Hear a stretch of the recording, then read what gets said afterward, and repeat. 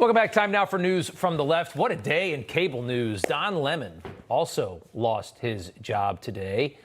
Don't adjust your television set. That's true. CNN fired a gay black man. We didn't think that was possible. The boldest move imaginable in 2023 America has occurred.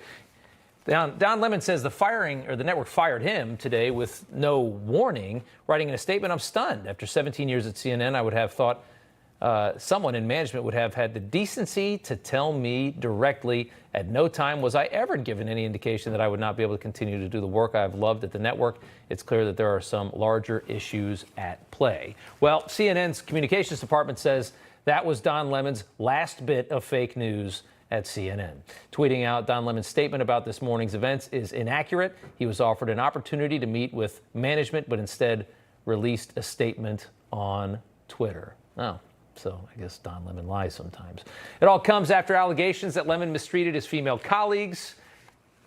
You know, kind of the discourse of the show, the morning show they got is not going too well, and he's apparently not been too nice to the girls over many years, along with the backlash over his remarks about Nikki Haley being past her prime. That didn't go well. His fall from grace comes from things before all that as well, though. Lemon was demoted from his primetime spot last year after Chris Cuomo was fired from his show and then put on the morning show, which, as I said, has not been great. There's not a good rapport, which is very important in a morning show. The ratings are not good.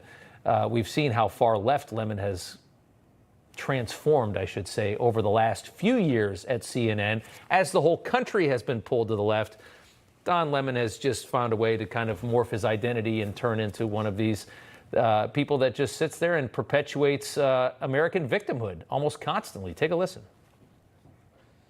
The biggest terror threat in this country is white men, most of them radicalized to the right. If you voted for Trump, you voted for the person who the Klan supported. I don't get what's happening. It feels like the 1950s all over again with, like, book banning. When you are in black skin and you live in this country, then you can disagree with me. Nikki Haley isn't in her prime. Sorry. When a woman is considered to be in her prime in her 20s and 30s and maybe 40s.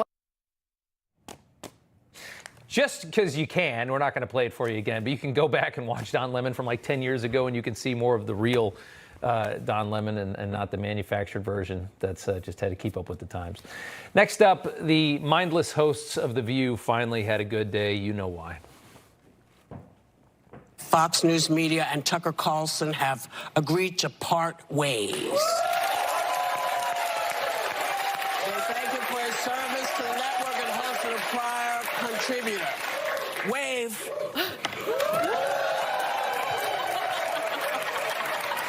Come on, folks. Na, na, na, na. Na, na, na, na. Hey, goodbye. Kind of sad. The best part of the moment, though, we didn't play it there, was when Whoopi said, "We're going to talk about this more tomorrow," because you have to understand at The View, the collective IQ of that whole bird's nest is about 85. So when something happens really close to showtime, which I think it's on at like 11 in the morning, they panic because there's nobody that can produce their thoughts and their talking points fast enough. So when they have breaking news, they just have to say, "We're going to cover it in 24 hours. And then they dance to na, na, na, na, because that's all the more that their tiny little brains are able to come up with. One of those things. Next up, amid boycotts and staggering sales hits, Bud Light has placed a second marketing executive on leave following the Dylan Mulvaney controversy. According to the Wall Street Journal, Daniel Blake, who oversaw marketing for Anheuser-Busch, stepped back from his role on Sunday. Comes after the Brewers' vice president of marketing, Alyssa Heinerscheid, took a leave of absence on Friday. In the meantime, Bud Light sales reportedly dropping 17%. That's a lot with a big company. According to industry research firm Nielsen IQ and Bump Williams Consulting, volume dropped 21%. Beer-focused newsletter Insights Express called those numbers staggering. It could take a long time for Anheuser-Busch to recover from this mistake. And you're kind of seeing how that all works out.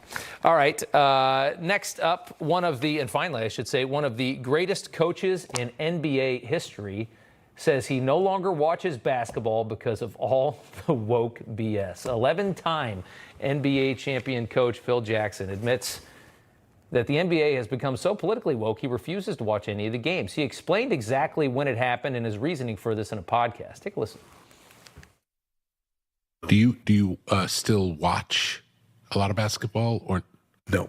And they went into the lockout year and they did something that was kind of wanky. They did a bubble down in Orlando, and all the teams that could qualify went down there and stayed down there. No audience. And they had things on their back like, Justice. And Justice just went to the basket, and Equal Opportunity just knocked him down. It was trying to cater to an audience or trying to bring a certain audience into play. And they didn't know it was turning other people off. They call him the Zen Master. He's no fool. He sees exactly what it is. I think a lot of people feel that way.